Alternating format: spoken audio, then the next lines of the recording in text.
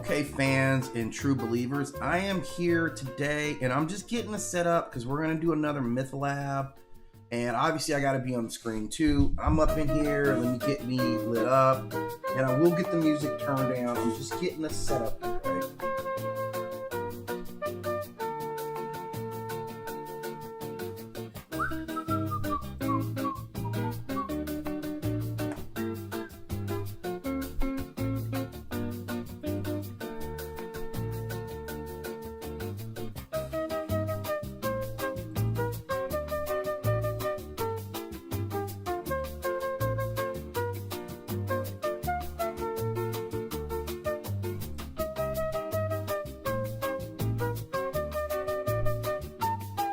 I like to split my screens, right? So I can kind of monitor both halves, see what's going on. So I've got, my TikTok screen up here. Come on, split the screen fair, man. Like, stop hogging up more screen. All right, so now I got that back. Let me turn this music down here so I can be heard, right?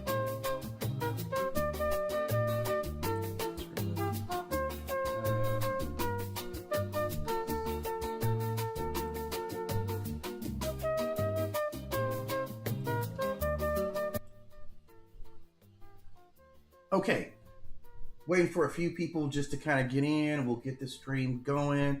Again, welcome back to Nine World Chronicles. I am the guy here. They call me Nine. And I just love talking about mythology. So I got a really good breakdown that I prepped for you guys in advance. So I don't just pop on unshowered and start talking off the top of my head, guys. I take the time to give you some good feedback, some good information that we can chew on. And I don't know why I said chew on. That's an old guy. Oh man, I got to get my drink because I know if I start without my drink, it's gonna be problematic. Give me 1 second, guys. I'm gonna be right back here in just a moment. Don't leave. Right? Don't leave.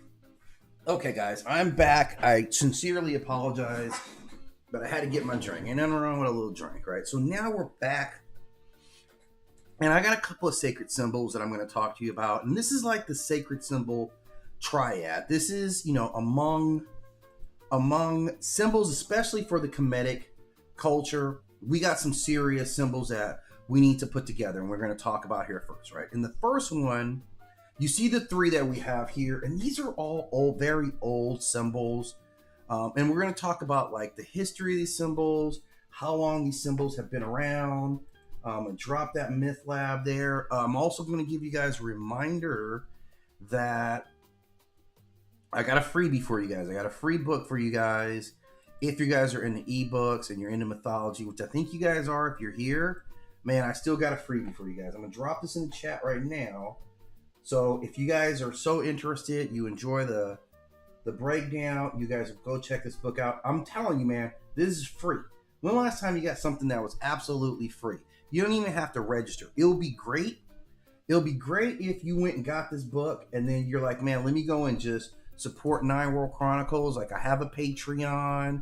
You can subscribe to the channel, all that stuff. And I'll probably set up a little bit of a membership, going for you guys here. So with that having been said, there's a couple of people in, so I feel comfortable. We're 5 minutes in. Let's get to this Mythlab. Let's get to talking about it here. So we have three symbols here, and you have the Ankh, which is here. You have the Djed, which is in the center here, and you have the Was Scepter. Now, all of these are extremely old symbols, right? At least they've existed in Kemet for thousands of years, from like the earliest dynasties. Is what you get from these symbols, right? So I'm going to talk about the Ankh first because it's probably the most recognizable. The Ankh is the one thing that we've seen all over the world. People carry it with them. I've got, and I don't know if you guys can see, I've actually got my Ankh tattoo, and I've got a couple of symbols myself. So I have here, I have the Ankh,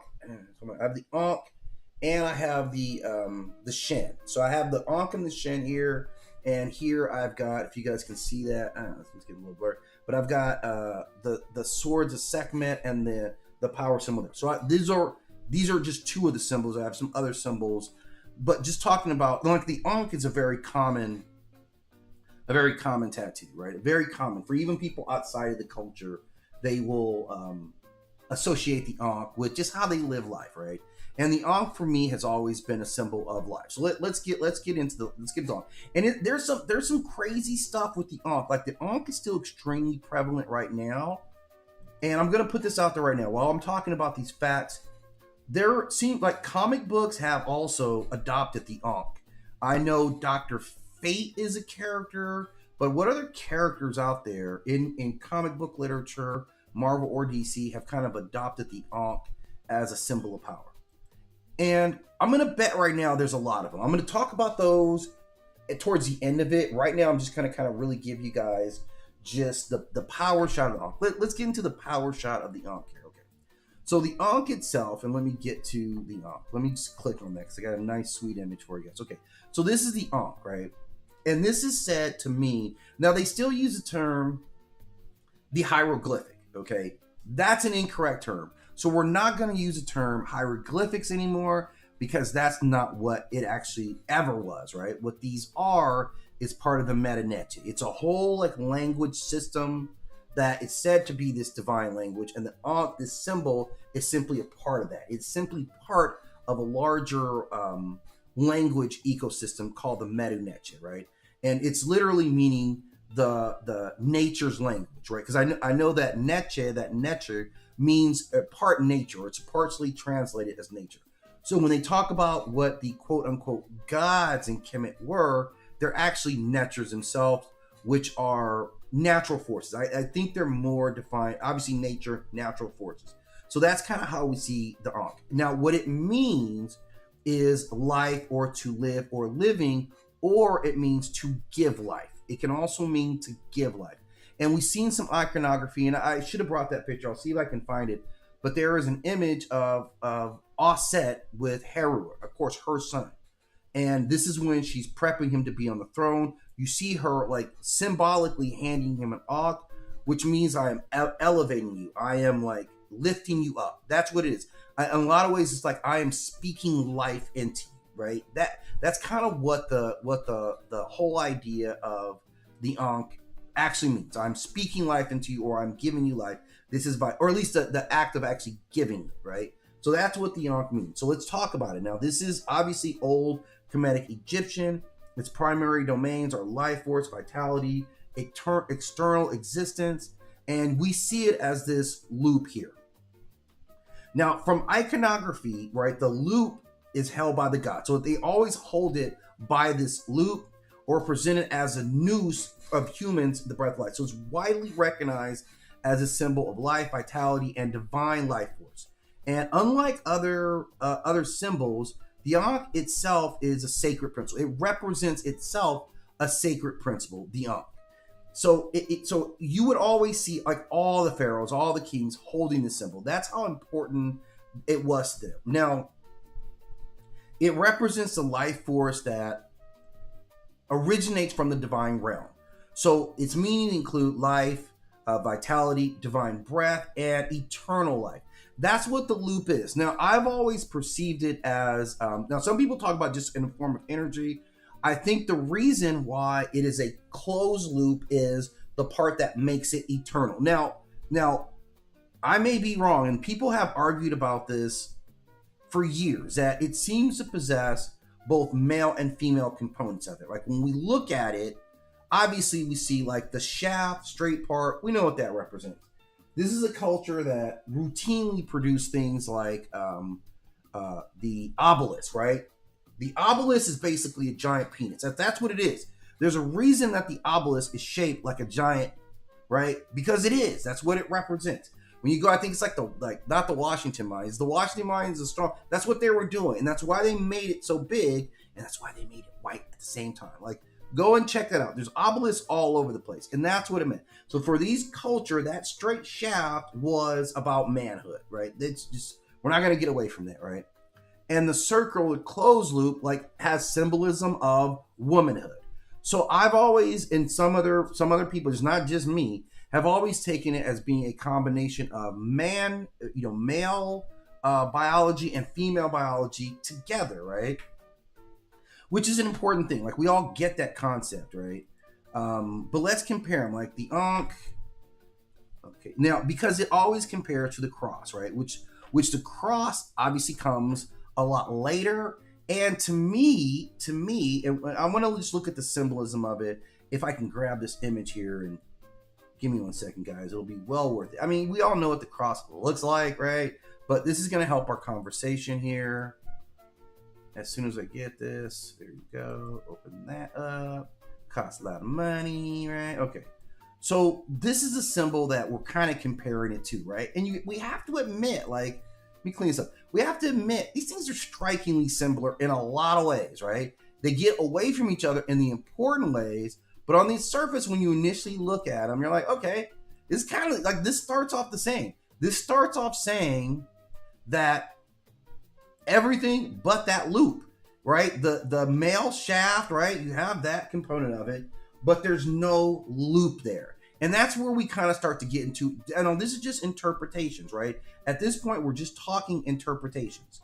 But it's an important interpretation that I want to kind of take a look at. I feel like it's necessary when we talk about comparing the Ankh and the cross.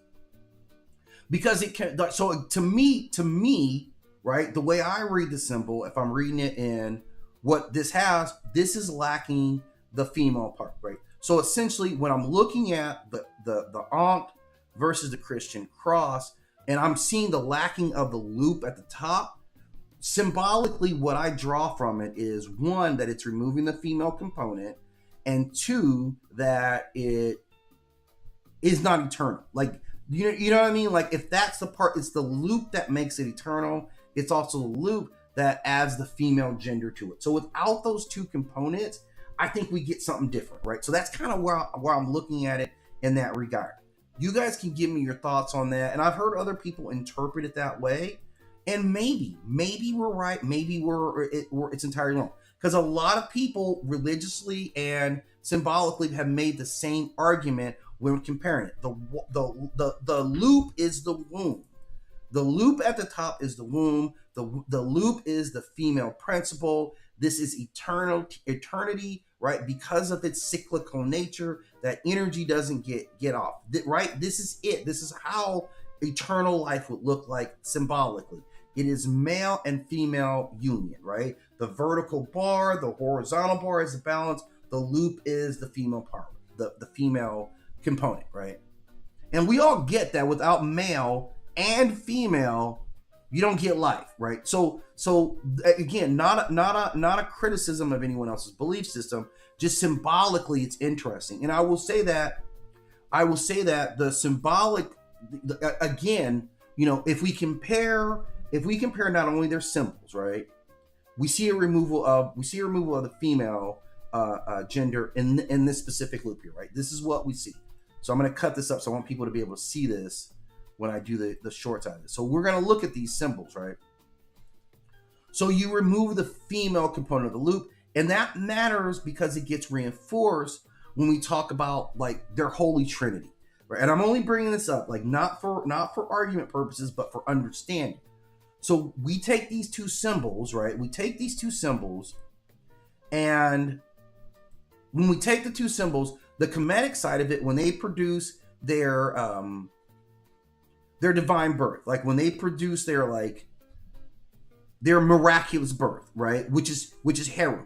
Christianity had Jesus. This belief system has Heru. If you notice, the Kemetic belief system has a female principle in that, and the Christian doesn't.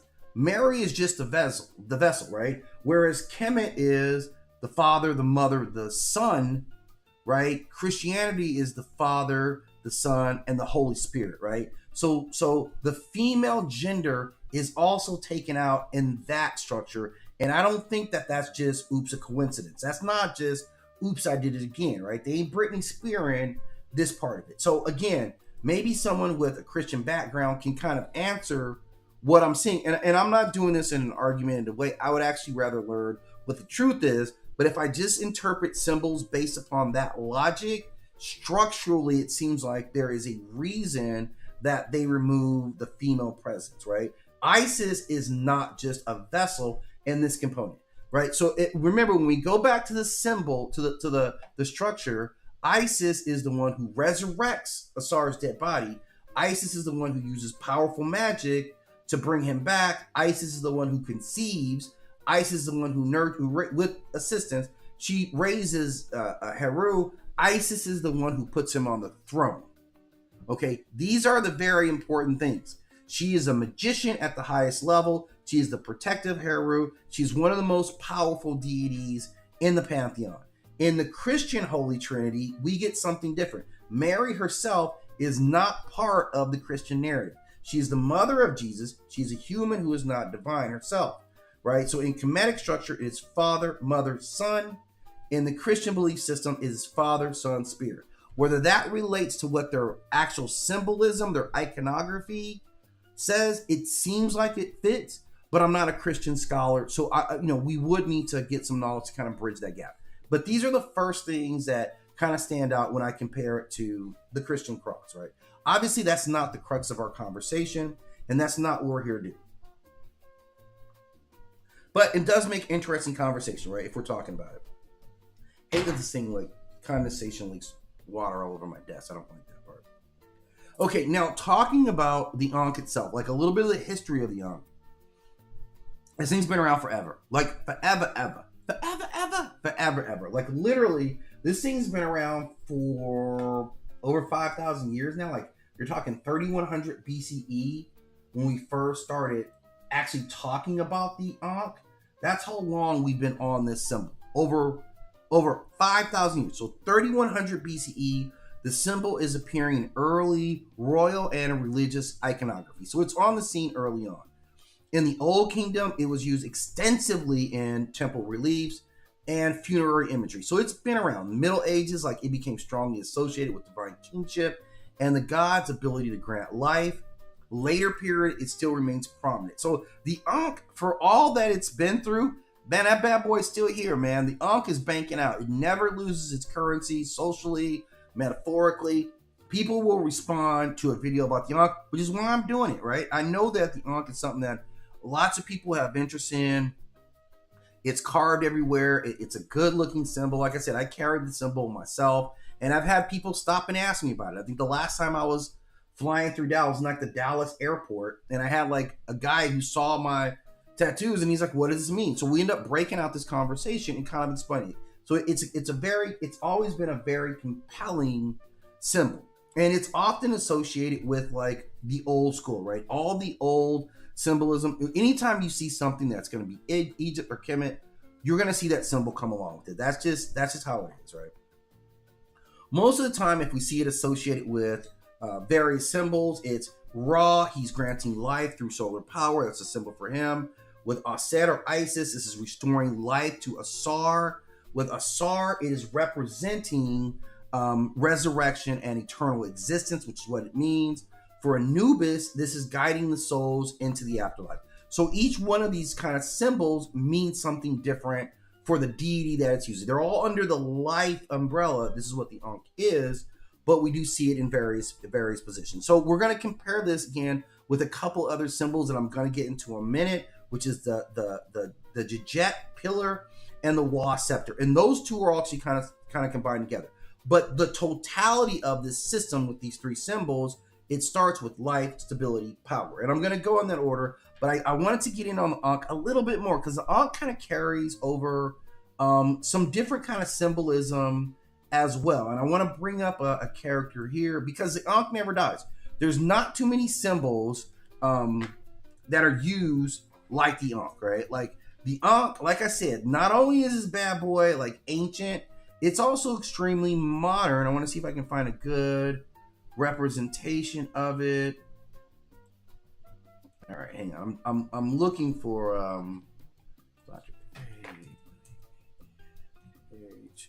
right. I'm looking for it because this is okay. So here we go. This is the DC character here, and you guys are gonna recognize this right off the bat, right? You're gonna see the power of the Ankh, and I think this needs to be said. I think the Ankh, you know, like this bad boy really deserves all the props in the world for being like a dominant symbol, for always being on the scene, right? And this is Dr. Fate. So obviously this is a very current DC character, Dr. Fate, played by Pierce Brosnan, by the way. If you watched Black Adam, right? It's a terrible movie, by the way, that I had a lot of anticipation. Black Adam was a terrible movie. But we got to see Dr. Fate on the big screen. Debatable. But we got to see the Was Scepter on the screen as well, right? Or excuse me, we got to see the Ankh presented as a power symbol. Like this is how Dr. Fate uses it. So we see how this thing is already, like it's already crossed into outside of just being a religious symbol. It's crossed into comic book life, so it's modern, it's digital, it's in movies right now. It's not just in comics, so we're still seeing the symbolism of the Ankh. Now, this character uses it for shields, energy blasts, spells, just everything. He uses it as a balancing figure, right? People sell these on jewelry. You can go to Etsy and probably find 100 different versions of the Ankh right now. Okay, if we go on, I'm going to show you another one here. Let me bring this up, right? Because there's another really good character. Because, of course, if DC does something, you know that Marvel is like, hey, what are they doing over there, right? What's going on there with DC? If they got it, we got to make sure we got it too. So they did. I'm going to bring up this character here. And this is just kind of re-emphasizing what I was saying when I talk about this symbol here. It's a bad boy, man. As far as symbols go, right? Moet popping, ho hopping, ain't no stopping, right? I'm a bad boy. That's what the Ankh is, because you see, this is Moon Knight. Okay, now Moon Knight is still, Moon Knight's been in comic books forever. I think Moon Knight was an Avenger. Oscar, who's the guy who plays? Anyway, it's a very recent, they did a whole like series using the Ankh and the Moon Knight series. So we're talking maybe like 4 years ago or something like that when this came out. So this is Marvel's answer to that. And there's other characters we see in the Apocalypse series. That Apocalypse is also said to be rooted in ancient Egyptian culture. So the comic books use it very differently. It's still a symbol of ancient knowledge. It's still a symbol of life force. It's still a symbol of mystic authority.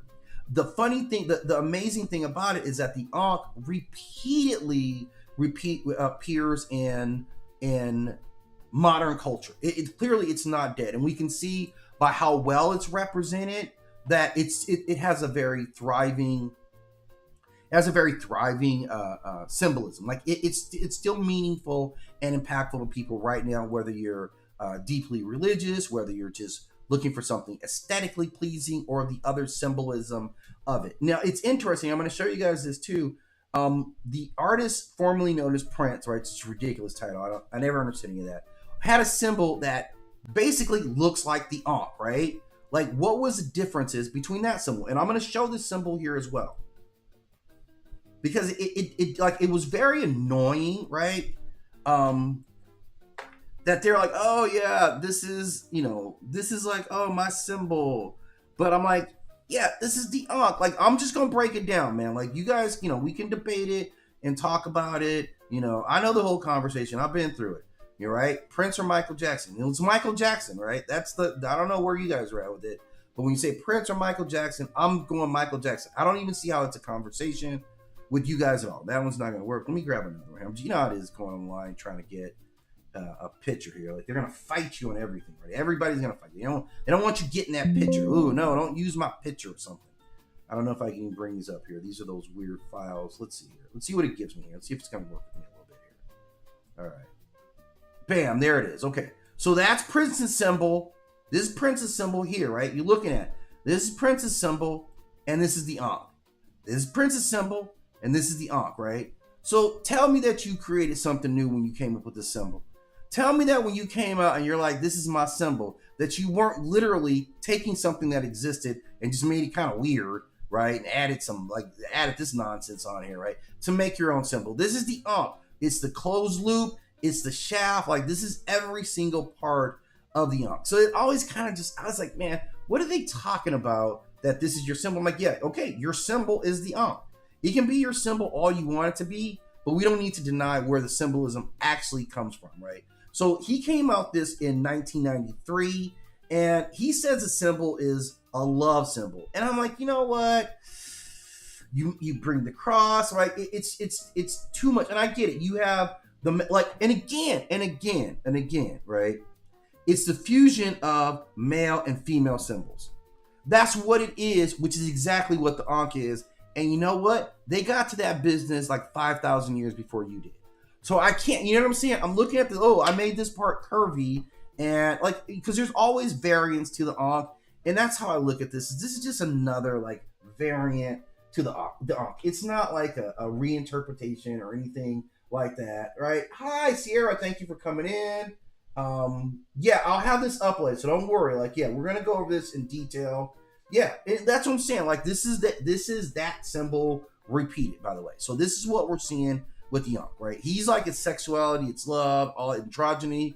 And I'm like, yeah, the Ankh kind of had all that stuff going on way before you even stepped on the scene. Not, you know, that's just kind of how I'm seeing it. Okay. So that's the Ankh. That's the first of the big pillars that we, you know, that we're going to talk about with this Kemetic kind of symbolic power system. Very important system for the Kemetic people, right? Okay, so this is, you can't see it, right? This is the Djed, right? And this is stability. And this is a different symbol.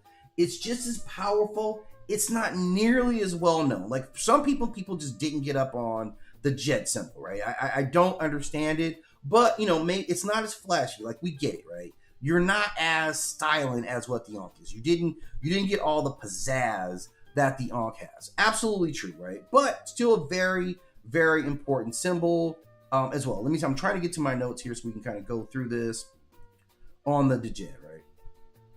Okay, so the Ankh, of course, is a symbol of life. Where's my Djed? Okay, so the Djed, this is the symbol of stability. So you have life, and then we get to stability from this symbol.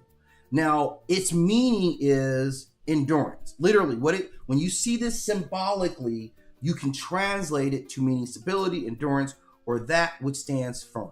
So it's always seen as a pillar, right? And this is a pillar from which you start to build your culture or beliefs on. This is always a vertical symbol with 4 horizontal bars across the top. It is also one of the oldest symbols that not only gives you stability, but permanence. And this is the structural foundation for existence. That's how important it is. The Ankh creates the life.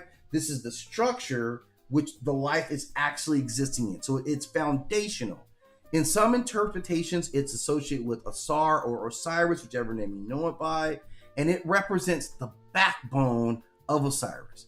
Literally, this is his backbone representational here. This is who he is. This is what provides structure to the belief system.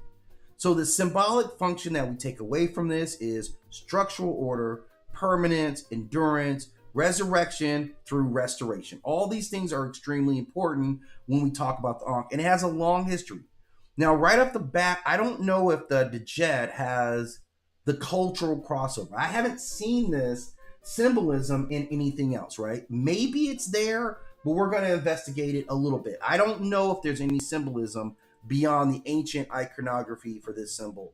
I've never seen anyone walk around with the Was Djed tattoo or anything like that, but we'll see as we kind of get deeper into this. So this symbol, again, it's part of the hieroglyph system, which, again, that's not the correct term. What we want to use is the metaneche. That's how they refer to it, and it meant all those things. It's a central axis. Now, when does this appear? Well, historically, this is also an OG. Historically, this is I'm going way back, like a Justice record. I'm going way, way back to get this one. So again, 3100 BCE, at least, probably prior to that. So if we add in where we are time-wise, wow, you have the Djed on your arm. Like, that is very rare. Huh. That's interesting because as I said, I've never seen anyone with it. here someone emerges with the with actually that. All right. So again, like, we're always learning. I'm learning stuff too. Thank you for that contribution. I definitely appreciate that. So know that you have an old symbol, right? So I'm going to break it down. So this is an old symbol. This symbol, like 3100 BCE, so we're talking 5,000 years of history that this thing's been around. Old Kingdom, it was associated with funerary symbolism, right? Concepts of resurrection, again, it's linked to Osiris. This is when, by the Middle and New Kingdom, it's strongly linked to Osiris, which is resurrection, right? At this point, right? So we get all this. In ritual practice, this is seen as restoration for the cosmos. So like we should look, see, you have the Djed, right? I have the Ankh right here, right? We can probably create and stabilize existence, right? We just need one more person to join us with that other. So we're walking, living symbols, walking around with these symbols. So if you guys ever need it, man, we could power up, we could do some stuff, right? Because we got all the parts here. Mystically, it is strongly associated, like in mythology, we first hear about it when Asar gets murked by his brother Set, right? Which may be justified. We'll talk about Set's reasoning here, but it might not be that crazy. But culturally, it's always hung on. It's always been positioned with these other two symbols. So the Ankh representing life, the Was Scepter representing authority. So it is life. This is our stability. That is our power. So those are the three things that holds together, and structurally, like we were gifted these symbols. Now, the Ankh doesn't have the same popular culture crossover for this, except for this great person here, Sierra, right? She's represented. So Sierra right now, you're keeping it on the scene. Like we keep these symbols on the scene because we talk about it. Someone's going to stop you in the airport like they did to me. And you're going to say, this means stability. This is Osiris's backbone, right? This is it right here. Like I'm showing you guys stability. That's who I am. And maybe you are attracted to that because you're a stable person. Maybe that's what you represent in your family structure, in your social structure. You're that. That's what that symbolism means, right? Ritually, it was always important because this was about the resurrection process. This is about all those things that go along with, you know, how we come about being, right? So there's a lot that goes on with this symbol. And it's important that we kind of understand what these symbols mean, who they stand for, how it actually works. And like we're seeing it, we are living representations that keep the belief system alive. And I'm glad to be a part of this conversation with our good friend, Sierra Art Splash, who I'm sure your art, if what I'm seeing from your personality, I believe your art's got to be beautiful as well. Like that's what I'm thinking. You're out there, exactly the kind of person that I want. So the Ankh itself is visually very simple, right? We keep it very simple. This structure looks more architectural, and that is by design because of what it is, right? Like 100%, right? Hey, just so you know, Sierra, we always say on this channel here, we lead with love. That's what we start with, right? So for you guys who have the kindness to come and listen to me, I'm always telling you, this is love. This is why I prep. So we lead with love around here, and that's where we're always going to be. So these are great symbolisms. They're very similar to totem poles. Like when you look at a totem pole, let's see if I can pull up an image of a totem pole. I should have had this prep. I got distracted by this beautiful Sierra in the chat, right? That's what's going on, right? So let's bring up an image of a totem pole, right? And let's take a look at it. Not exactly the same, but you do get that they kind of have similar symbolic meaning in their separate belief systems, right?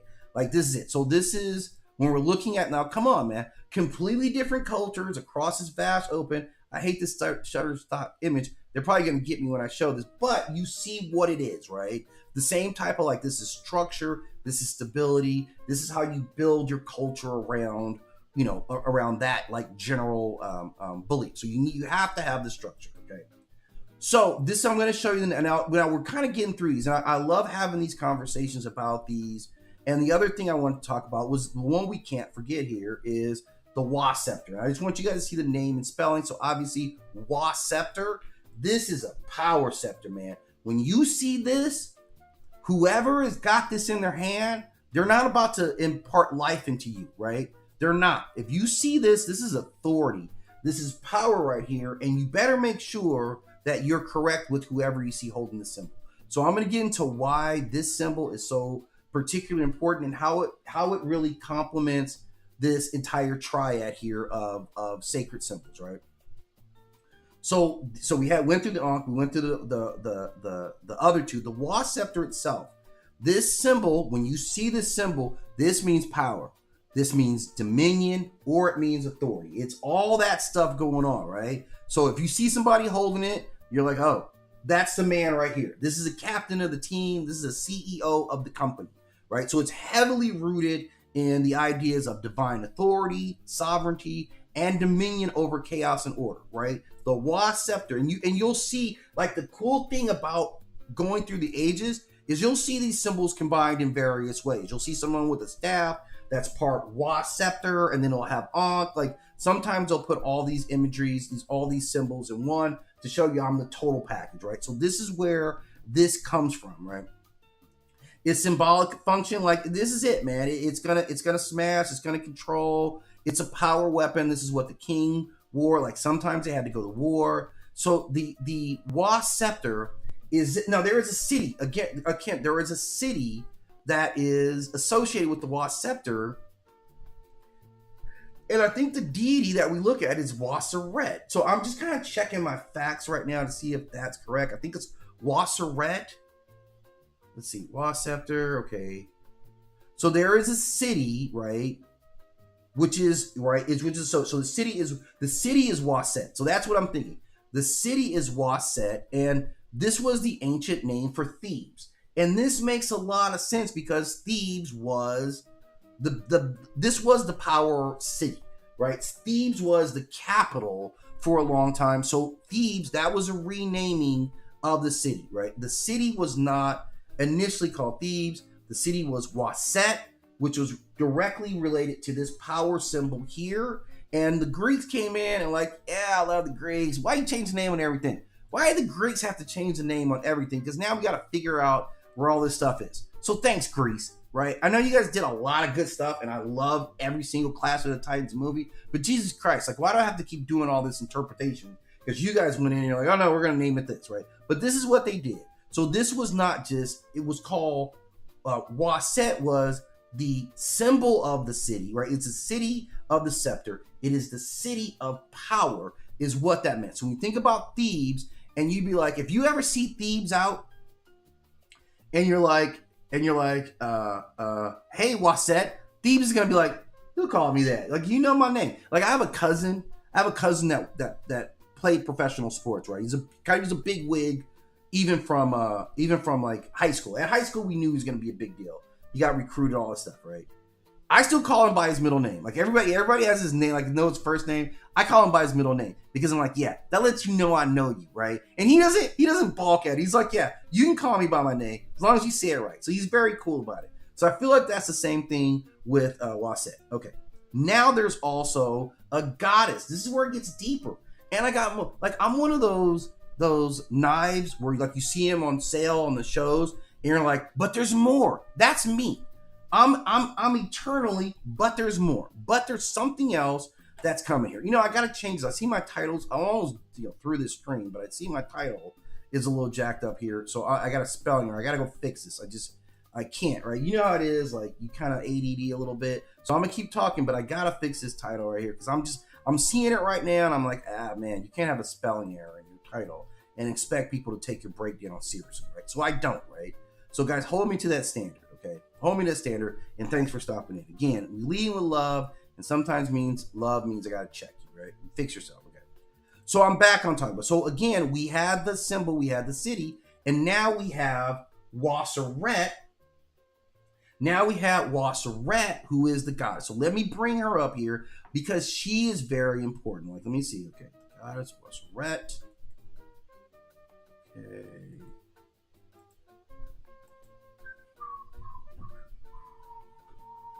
Oh yeah, I love talking about Kemet. Yeah, I do like Hathor's my one right there, man. That's why I'm always gonna be repping it. She be blessing me. I'm telling you, man. If you're in the Kemetic goddesses, like, she be hooking me up. That's who Hathor is. Like I got a special contract with her. I mention her name so much, and she, like, hooks me up with stuff, man. Like, you know, all of it, man. I'm telling you.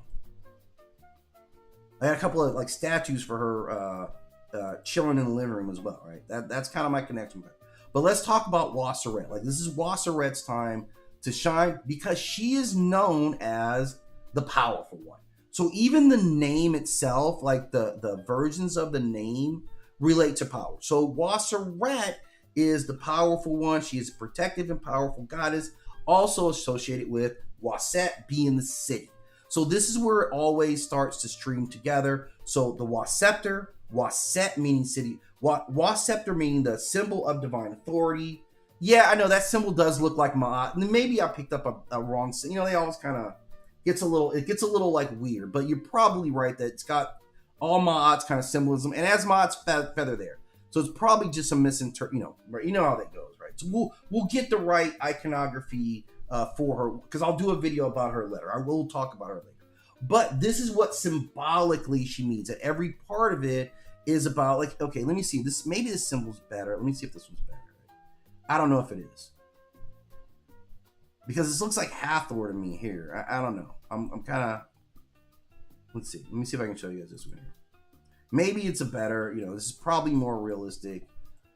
The symbol that they're using here. I don't know if we see Wasseret, because I see that's Heru here. I can see by your side braid. So again, I'll have to get into it. Like, I do have a friend who really can analyze these symbols for me, although we kind of broke up, but that happens sometimes. But this gives us a great idea of all these symbols. So again, what we're looking at is symbolically the three most important symbols in the Kemetic belief system, kind of all together. They can be combined. They can be easily recognized outside of it. Now, as far as symbolism, the Ankh is the only one that's really, really, really made it onto the mainstream, except for Sierra's kind of repping the Djed symbol. And I don't know if the Was symbol has crept across in any way. Let me just do a quick check real quick about the Was Scepter, because is the Was Scepter featured in any other type of modern mythologies? Is it any comic books? Is it any game? Like, is it featured in any way that's the Was Scepter in the way that the Ankh is represented? And I doubt it. Like, the Ankh is like the Michael Jordan, right? This is the one that got the league going, right? Like, all these other players were great. Burt was great. Dr. J was great. But Jordan really, put it on the map, right? Okay, so the Was Scepter. Oh, okay. Again, I gotta eat some humble pie right now, right? Because it is 100% represented, and it's not as popular. But it does show up in some modern storytelling. And I've got the symbol right here for you. Let me see if I can pull this up. And I went back and I just talked about Moon Knight with the Ankh, but it also appears. Now, they use, this is the symbol. This is carried by, I think it's Khonsu. So they work through Khonsu, who is the moon god. And you see that symbol. And you know what, guys? This symbol is getting a lot more love than I actually gave it credit for. I'm going to be really, really honest with you here, because this symbol also appears in Assassin's Creed. So Assassin's Creed Origins, you see this symbol here. I'm trying to see if I can see it in the image. Maybe I can't. Let's see. I don't know if this is a good image. I'm looking at the images on Assassin's Creed. I can't identify it myself, but possibly. Like, Assassin's Creed was going into some old mythology. Like, they dug pretty deep into it. And then also, okay, here, oh yeah, this is good right here. Like, man, if you're ever in doubt, check video games, right? If you're ever in doubt about if a mythology is still popping around, go check and see if it's in video games. Because video games, I don't know why we entrusted Game Guy. I'm a gamer too, by the way. I don't know why we entrusted Game Guy, Gamer Chick to be the bearer of our ancient symbolism, but it is. So this is the game Smite, and I don't know. I'm a gamer. I love gaming. I got a nice rig, right? But yeah, like Smite has everything, right? You can go to Smite right now. I don't play it because it's too fast. Like, it's just seemed a little chaotic. Maybe I'll dip into it today, because I understand it's got so much symbolism. Might be great for some gameplay in some kind of way. But the Was Scepter is featured as a powerful weapon in the Smite game. So it's still has its cultural it still has its cultural relevance, right? Yeah, God of War is the same thing. Like, God of War has all that symbolism. They do a really, really good job of talking about ancient myths. I talked about that in relationship with Kratos the other day, like how important Kratos is, because Kratos came out of nowhere, and now all of a sudden you're one of the most popular gods of all times. So long story short, we got 3 really powerful systems, or 3 symbols of how the systems all work together. They're still very currently represented. I think the lowest one was really like like they're all kind of like getting there, right? They're all still talked about in modern terms, right? And that's what's important about these symbols, that they are surviving, that the stories are all surviving, all the mythology keeps going, and it continues right here, right? Like on this channel, we have Mythlabs, and we talk about it all the time. And trust me, guys, I reach tens of people, right? Like that's it. This message is going deep in the streets, right? And that's the important thing, is that mythology is still living. It's changing forms. We're talking about it. It's all in comic books. It's all in video games. It's in artwork. Very attractive people put it on their bodies, right? Right. So this is the kind of fun of being able to work with these symbols. So I'm going to wrap this Mythlab up because I'm hungry, man. I'm just going to be really honest with you guys. It's like, it's about that time, man. That's the clock I use, right? The clock I use is, man, I'm getting hungry, so it's time to dip. So I thank you guys all for coming in. Thanks, Sierra. If this is your first time stopping on live stream, you are definitely appreciated. I encourage you to come back. If you saw the link, I do have a free gift for you guys. It's in the comment section. I dropped it first. So I have a free book, like the first ebook I published. Now that's all going to be on gods from Mesoamerica. Oh, I love strawberries, man. Man, so she's talking to me about food. Okay, so now I got to get something to eat, man. I want some fresh fruit now. I think we got some fresh fruit out here too. So I will be back. Again, I'll probably be back later on. I'm going to go through the complete list of the gods from the Americas. So I might get through another 10. And then later on, I'll have some live myths running for you guys later. Just some calm, mellow myths. Just my calm, very white voice. Do mythology readings for you. Hopefully you enjoy them. I look forward to seeing all you guys there later. Enjoy the rest of the day. Enjoy the strawberries. Be good to each other. And just like relax.